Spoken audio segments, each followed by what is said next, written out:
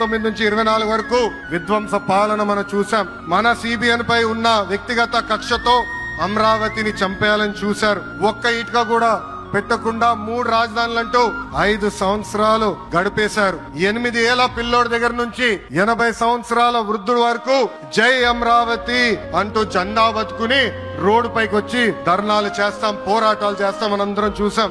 జై అమరావతి అన్నందుకు రైతులకి సంఖ్యలేశారు. జై అమరావతి అన్నందుకు మహిళా రైతుల్ని పోలీస్ బూటులతో తన్నిచ్చారు. జై అమరావతి అన్నందుకు రైతుల్ని ఏకంగా పెయిడ్ ఆర్టిస్టులు అన్నారు. ఎన్ని అరాచకాలు చేసినా అమరావతి రైతులు తగ్గేదే లేదన్నారు. 1631 రోజుల పాటు అమరావతి ఉద్యమం కొనసాగింది. 2070 మంది రైతులు చనిపోయారు. సుమారుగా 3000 మంది రైతుల పైన ఆనాటి ప్రభుత్వం దొంగ కేసులు పెట్టింది. ఎన్ని కుట్రలు చేసినా జై అమరావతి అన్న నినాదం ఆపలేకపోయారు. అయినా ఆపేదానికి పీకేదానికి అమరావతి ఎవరో ఇంట్లో పెంచుకున్న మొక్క కాదు, జనం గుండెల్లో దాచుకున్న ప్రజా రాజధాని.